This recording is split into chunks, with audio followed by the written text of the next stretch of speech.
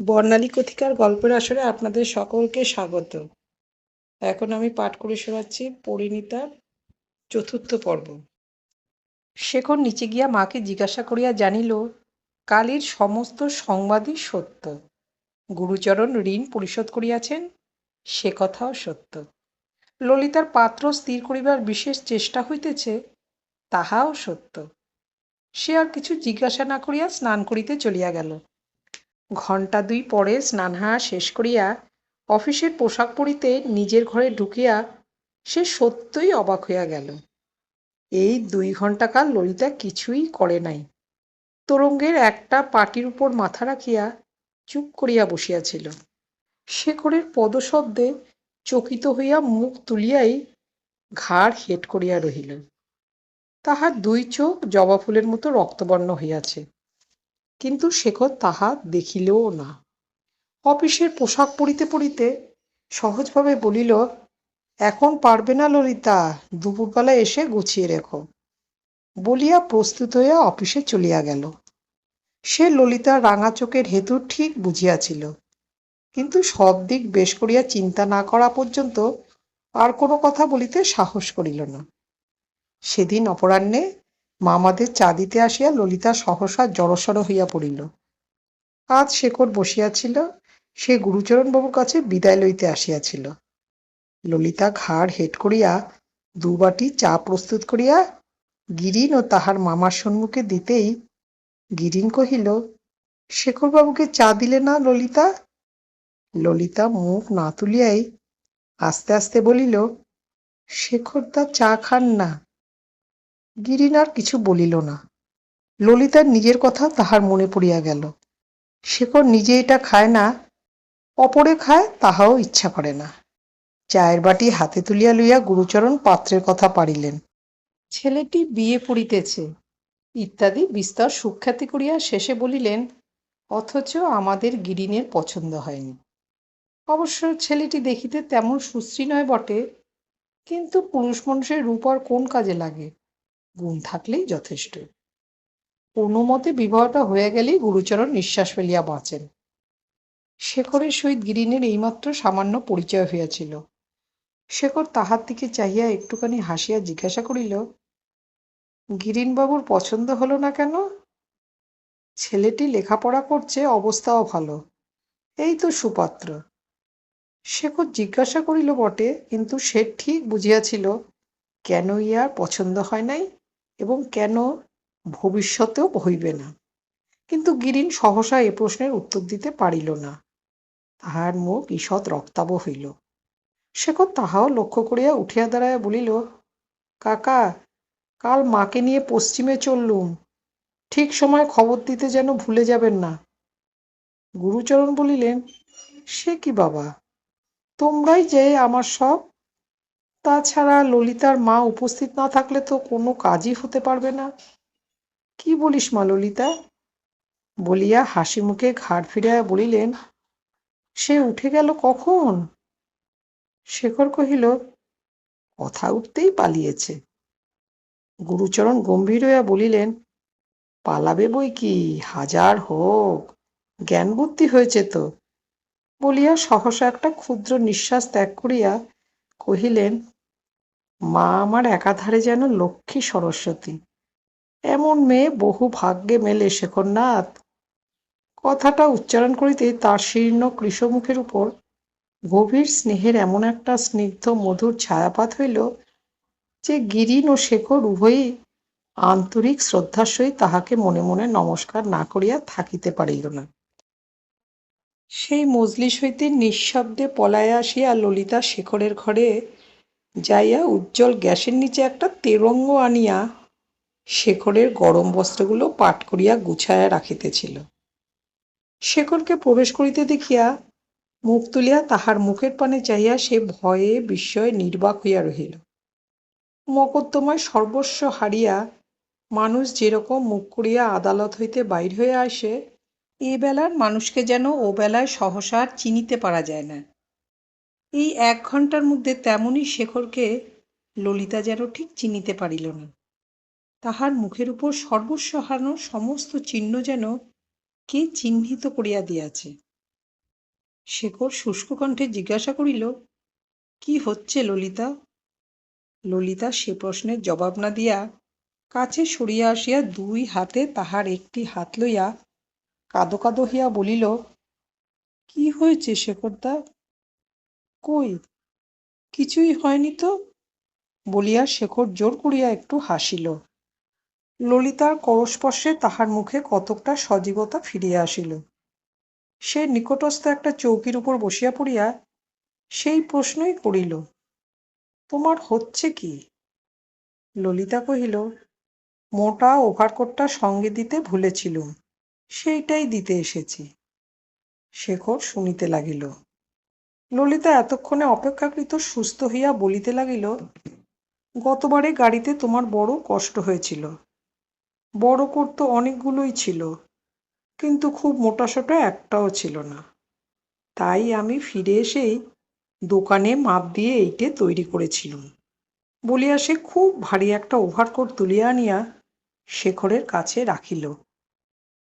শেখর হাত দিয়া পরীক্ষা করিয়া বলিল, কই, বলনি তো? ললিতা হাসিয়া বলিল, তুমি বাবু মানুষ, তোমাকে বললে কি এত মোটা কোট তৈরি করতে দিতে? তাই বলিনি, তৈরি করিয়ে তুলে রেখেছিল, বলিয়া সেটা যথাস্থানে রাখিয়া দিয়া বলিল, ঠিক উপরেই রইল, তোরঙ্গ খুললেই পাবে, শীত করলে গায়ে দিতে ভুলো না যেন। আচ্ছা, বলিয়া শেখর নির্নিমেষ চোখে কিছুক্ষণ চাহিয়া থাকিয়া হঠাৎ বলিয়া উঠিল, না, এমন হতেই পারে না। কি হতে পারে না? গায়ে দেবে না? শেখর তাড়াতাড়ি বলিয়া উঠিল, না, সে কথা নয়, ও অন্য কথা। আচ্ছা ললিতা, মার জিনিসপত্র গোছানো হয়েছে কিনা জানো? ললিতা কহিল, জানি, দুপুরবেলা আমি সে সমস্ত গুছিয়ে দিয়েছি, বলিয়া সে আরেকবার সমস্ত দ্রব্য ভালো করিয়া পরীক্ষা করিয়া চাবি বন্ধ করিতে লাগিল। শেখর ক্ষণকাল চুপ করিয়া তাহার দিকে চাহিয়া মৃদুকণ্ঠে জিজ্ঞাসা করিল, হাঁ ললিতা, আসছে বছর আমার উপায় কি হবে বলতে পারো? ললিতা চুপ তুলিয়া বলিল, কেন? কেন সে আমি টের পাচ্ছি ভাই, বলিয়া ফেলিয়াই নিজের কথাটা চাপা দিবার জন্য শুষ্ক মুখে প্রফুল্লতা টানিয়া আনিয়া বলিল, কিন্তু পরের ঘরে যাবার আগে কোথায় কি আছে না আছে আমাকে দেখিয়ে দিয়ে যেও, নইলে দরকারের সময় কিছুই খুঁজে পাব না। ললিতা রাগিয়া বলিল, যাও। শেখর এতক্ষণে হাসিল, বলিল, যাও তো জানি, কিন্তু সত্যই উপায় হবে কি? আমার শক্ত আছে 16 আনা, কিন্তু এক করার শক্তি নেই। এসব কাজ চাকর দিয়েও হয় না। এখন থেকে দেখছি তোমার মামার মতো হতে হবে, এক কাপড় এক চাদর সম্বল করে, যা হয় তাই হবে। ললিতা চাবির গোছাটা মেজের উপর ফেলিয়া দিয়া ছুটিয়া পলাইয়া গেল। শেখর চেঁচাইয়া বলিল, কাল সকালে একবার এসো। ললিতা শুনিয়াও শুনিল না, দ্রুত পদে সিঁড়ি বাহিয়া দোতলায় নামিয়া গেল। বাড়ি গিয়া দেখিল ছাদের এক কোণে চাঁদের আলোয় বসিয়া আন্নাকালী একরাশ গাঁদা ফুল লইয়া মালা গাঁথিতেছে। ললিতা তাহার কাছে গিয়া বসিয়া কহিল, হিমে বসে কি করছিস কালী? কালী মুখ না তুলিয়াই বলিল, মালা গাঁথছি, আজ রাত্রে আমার মেয়ের বিয়ে হবে। কই, আমাকে বলিসনি তো? ঠিক ছিল না শেষদি, এখন বাবা পাঁজি দেখে বললেন, আজ রাত্রির ছাড়া আর এ মাসে দিন নেই। মেয়ে বড় হয়েছে, আর রাখতে পারি নে, যেমন তেমন করে বিদেয় করছি। শেষদি, 2 টাকা দাও না, জল খাবার আনাই। ললিতা হাসিয়া বলিল, টাকার বেলায় শেষদি, যা, আমার বালিশের নিচে আছে নিয়ে গা। আরে কালী, গাঁদা ফুলে কি বিয়ে হয়? কালী গম্ভীরভাবে বলিল, অন্য ফুল না পেলে হয়। আমি কতগুলো মেয়ে পার করলুম শেষদি, আমি সব জানি, বলিয়া খাবার আনাইবার জন্য নিচে নামিয়া গেল। ললিতা সেইখানে বসিয়া মালা গাঁথিতে লাগিল। খানিক পরে কালী ফিরিয়া আসিয়া বলিল, আর সকলকেই বলা হয়েছে, শুধু শেখরদাকে বলা হয়নি। যাই, বলে আসি, নইলে তিনি দুঃখ করবেন, বলিয়া ও বাড়ি চলিয়া গেল। কালী পাক্কা গৃহিণী, সমস্ত কাজকর্মই সে সুশৃঙ্খলায় করে। শেখর দাদাকে সংবাদ দিয়া নামিয়া আসিয়া বলিল, তিনি এক ছড়া মালা চাইলেন। যাও না সেজদি, শিগগির করে দিয়ে এসো না। আমি যতক্ষণ এদিকে বন্দোবস্ত করি। লগ্ন শুরু হয়ে গেছে, আর সময় নেই। ললিতা মাথা নাড়িয়া বলিল, আমি পারবো না কালী, তুই দিয়ে আয়। আচ্ছা, যাচ্ছি। ওই বড় ছড়াটা দাও বলিয়া সে হাত বাড়াইল। ললিতা হাতে তুলিয়া দিতে গিয়া ভাবিয়া বলিল, আচ্ছা, আমিই দিয়ে আসছি। কালী গম্ভীর হয়ে বলিল, তাই যাও সেজদি, আমার অনেক কাজ, মরবার ফুরসত নেই। তার মুখের ভাব ও কথার ভঙ্গি দেখিয়া ললিতা হাসিয়া ফেলিল। একেবারে পাকা বুড়ি, বলিয়া হাসিয়া মালা লইয়া চলিয়া গেল। কবাটের কাছে আসিয়া দেখিল শেখর একমনে চিঠি লিখিতেছে। দোর খুলিয়া পিছনে আসিয়া দাঁড়াইল। তাহাতেও শেখর টের পাইল না। তখন ক্ষণকাল করিয়া থাকিয়া তাহাকে চমকিত করিয়া দিবার অভিপ্রায় সে মালা ছাড়াটা সাবধানে শেখরের মাথা গলায় ফেলিয়া দিয়াই চৌকির পিছনে বসিয়া পড়িল। শেখর প্রথমটা চমকিয়া উঠিয়া বলিল, এই কালী। পরক্ষণেই ঘাড় ফিরিয়া দেখিয়া ভয়ানক গম্ভীর হইয়া বলিল, ও কি করলে ললিতা? ললিতা উঠিয়া দাঁড়ায়া শেখরের মুখের ভাবে ঈষৎ শঙ্কিত হইয়া বলিল, কেন, কি? শেখর পূর্ণ মাত্রায় গাম্ভীর্য বজায় রাখিয়া বলিল, জানো না কি? কালীকে জিজ্ঞেস করে এসো, আজকের রাত্রিরে গলায় মালা পরিয়ে দিলে কি হয়। এখন ললিতা বুঝিল। চক্ষের নিমেষে তাহার সমস্ত মুখ ভীষণ লজ্জায় রাঙা হইয়া উঠিল। সে না, কক্ষনো না, কক্ষনো না, বলিতে বলিতে ছুটিয়া ঘর হইতে বাহির হইয়া গেল। শেখর ডাকিয়া বলিল, যেও না ললিতা, শুনে যাও, বিশেষ কাজ আছে। শেখরের ডাক তাহার কানে গেল বটে, কিন্তু শুনিবে কে? কোথাও সে থামিতে পারিল না। দৌড়িয়া আসিয়া নিজের ঘরের মধ্যে ঢুকিয়া একেবারে চোখ বুজিয়া বিছানায় শুইয়া পড়িল। এই ৫-৬ বৎসর ধরিয়া সে শেখরের ঘনিষ্ঠ সংস্রবে মানুষ হইয়া উঠিয়াছে, কিন্তু কোনোদিন এমন কথা শোনে নাই। একে তো গম্ভীর প্রকৃতির শেখর কখনোই তাহাকে পরিহাস করিত না। করিলেও এত বড় লজ্জাকর পরিহাস যে তাহার মুখ দিয়া বাহির হইতে পারে, ইহা সে তো কল্পনা করিতেও পারিত না। লজ্জায় সংকুচিত হইয়া মিনিট ২০ পড়িয়া থাকিয়া সে উঠিয়া বসিল। অথচ শেখরকে সে মনে মনে ভয় করিত। তিনি বিশেষ কাজ আছে বলিয়া ডাকিয়াছিলেন, তাই যাইবে কিনা ইহাই ললিতা উঠিয়া বসিয়া ভাবিতেছিল। ও বাড়ির ঝির গলা শোনা গেল। ললিতাদি কোথায় গা? ছোটবাবু এবার ডাকছেন। ললিতা বাইরে আসিয়া মৃদুস্বরে বলিল, যাচ্ছি, যাও। উপরে আসিয়া কবাট ফাঁক করিয়া দেখিল শেখর তখনও চিঠি লিখিতেছে। কতক্ষণ চুপ করিয়া থাকিয়া আস্তে আস্তে বলিল, কেন? শেখর লিখিতে লিখিতে বলিল, কাছে এসো, বলছি। না, ওইখান থেকে বলো। শেখর মনে মনে হাসিয়া বলিল, হঠাৎ কি একটা কাজ করে ফেললে বলো তো? ললিতা রুষ্টভাবে বলিল, যাও। আবার? শেখর মুখ ফিরাইয়া বলিল, আমার দোষ কি? তুমিই তো করে গেলে। কিছু করিনি, তুমি ওটা ফিরিয়ে দাও। শেখর কহিল, সেই জন্যই তো ডেকে পাঠিয়েছি ললিতা, কাছে এসো, ফিরিয়ে দিচ্ছি। তুমি অর্ধেকটা করে গেছো, সরে এসো, আমি সেটা সম্পূর্ণ করে দিই। ললিতা দ্বারের অন্তরালে ক্ষণকাল মৌনভাবে থাকিয়া বলিল, সত্যি বলছি তোমাকে, ওরকম ঠাট্টা করলে আর কোনোদিনও তোমার সামনে আসবো না। বলছি ওটা ফিরিয়ে দাও। শেখর টেবিলের দিকে মুখ ফিরিয়া মালাটা তুলিয়া লইয়া বলিল, নিয়ে যাও। তুমি ওইখান থেকে ছুঁড়ে দাও। শেখর ঘাড় নাড়িয়া বলিল, কাছে না এলে পাবে না। তবে আমার কাজ নেই, বলিয়া ললিতা রাগ করিয়া চলিয়া গেল। শেখর চেঁচায় বলিল, কিন্তু অর্ধেকটা হয়ে থাকলো। থাক থাক বলিয়া ললিতা যথার্থই রাগ করিয়া চলিয়া গেল। সে চলিয়া গেল বটে, কিন্তু নিচে গেল না। পূর্ব দিকে খোলা ছাদের একান্তে গিয়া রেলিং ধরিয়া চুপ করিয়া দাঁড়াইল।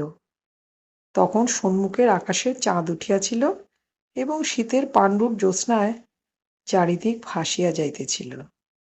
উপরে স্বচ্ছ নির্মল নীলাকাশ। সে একবার শেখরের ঘরের দিকে দৃষ্টি নিক্ষেপ করিয়া ঊর্ধ্বমুখে চাহিয়া রহিল। এইবার তাহার চোখ জ্বালা করিয়া লজ্জায় অভিমানে দুই চোখ জলে ভরিয়া গেল। সে এত ছোট নহে যে এসব কথার তাৎপর্য সম্পূর্ণ হৃদয়ঙ্গম করিতে পারে না। তবে কেন তাহাকে এমন মর্মান্তিক উপহাস করা? সে যে কত তুচ্ছ, কত নিচে, কথা বুঝিবার তাহার যথেষ্ট বয়স হইয়াছে। সে ঠিক জানে সে অনাথ এবং নিরুপায় বলিয়া তাহাকে সবাই আদর ও যত্ন করে। শেখরও করে, তাহার জননীও করেন। তাহার আপনার বলিতে কেহ নাই। সত্যকার দায়িত্ব তাহার কাহার উপর নির্ভর করে না বলিয়াই গিরীন্দ্র সম্পূর্ণ পর হইয়াও তাহাকে উদ্ধার করিয়া দিবার কথা তুলিতে পারিয়াছেন। ললিতা চোখ মুদিয়া মনে মনে বলিল, এই কলিকাতার সমাজে তাহার মামার অবস্থা তো শেখরদের কত নিচে। সে আবার সেই মামার আশ্রিত গলগ্রহ। ওদিকে সমান ঘরে শেখরের বিবাহের কথাবার্তা চলিতেছে। দুদিন আগেই হোক পাছেই হোক, সেই ঘরেই একদিন হইবে। এই বিবাহ উপলক্ষে নবীন রায় কত টাকা আদায় করিবেন সেসব আলোচনাও সে শেখরের জননীর কাছে শুনিয়াছে। তবে কেন তাহাকে হঠাৎ আজ এমন করিয়া শেখরদা অপমান করিয়া বসিল? এইসব কথা ললিতা সুমুখের দিকে শূন্য দৃষ্টিতে চাহিয়া নিজের মনে মগ্ন হইয়া আলোচনা করিতেছিল। সহসা চমকিয়া মুখ ফিরাইয়া দেখিল শেখর নিঃশব্দে হাসিতেছে। ইতিপূর্বে যে উপায়ে মালাটা সে শেখরের গলায় পরাইয়া দিয়াছিল, ঠিক সেই উপায়ে সেই গাঁদা ফুলের মালাটা তাহার নিজের গলায় ফিরিয়া আসিয়াছে। কান্নায় তাহার কণ্ঠ রুদ্ধ হইয়া আসিতে লাগিল।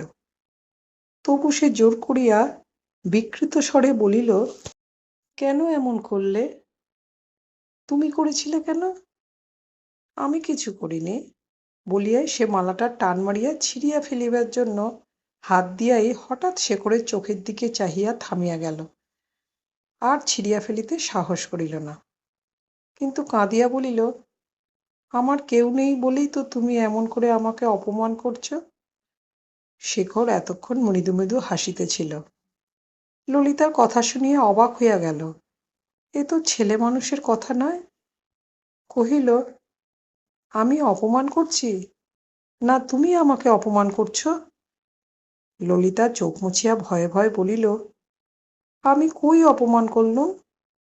শেখর ক্ষণকাল স্থির থাকিয়া সহজভাবে বলিল, এখন একটু ভেবে দেখলেই টের পাবে।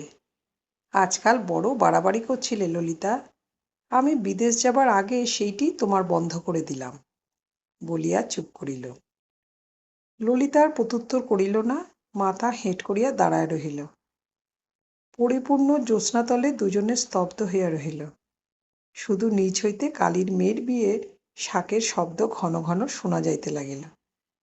কিছুক্ষণ মৌন থাকিয়া শেখর কহিল, আর হিমে দাঁড়িয়ে থেকো না, নিচে যাও। যাচ্ছি বলিয়া ললিতা এতক্ষণ পরে তাহার পায়ের নিচে গড় হইয়া প্রণাম করিয়া উঠিয়া দাঁড়াইয়া আস্তে আস্তে জিজ্ঞাসা করিল, আমি কি করব বলে দিয়ে যাও। শেখর হাসিল। একবার একটু দ্বিধা করিল, তারপর দুই হাত বাড়াইয়া তাহাকে বুকের উপর টানিয়া আনিয়া নত হইয়া তাহার অধরে ওষ্ঠাধর স্পর্শ করিয়া বলিল, কিছুই বলে দিতে হবে না ললিতা, আজ থেকে আপনিই বুঝিতে পারবে। ললিতা সর্বশরীর রোমাঞ্চিত হইয়া কাঁপিয়া উঠিল। সে সরিয়া দাঁড়াইয়া বলিল, আমি হঠাৎ তোমার গলায় মালা পরিয়ে দিয়ে ফেলেছি বলেই কি তুমি এরকম করলে? শেখর হাসিয়া মাথা নাড়িয়া বলিল, না, আমি অনেকদিন থেকেই ভাবছি, কিন্তু স্থির করে উঠতে পারিনি। আজ স্থির করেছি, কেননা আজই ঠিক বুঝতে পেরেছি তোমাকে ছেড়ে আমি থাকতে পারবো না। ললিতা বলিল, কিন্তু তোমার বাবা শুনলে ভয়ানক রাগ করবেন, মা শুনলে দুঃখ করবেন, এ হবে না শেখরদা। বাবা শুনলে রাগ করবেন সত্যি, কিন্তু মা খুব খুশি হবেন। সে যাই হোক, যা হবার হয়ে গেছে। এখন তুমিও ফেরাতে পারবে না, আমিও পারবো না। যাও, নিচে গিয়ে মাকে প্রণাম করো গে।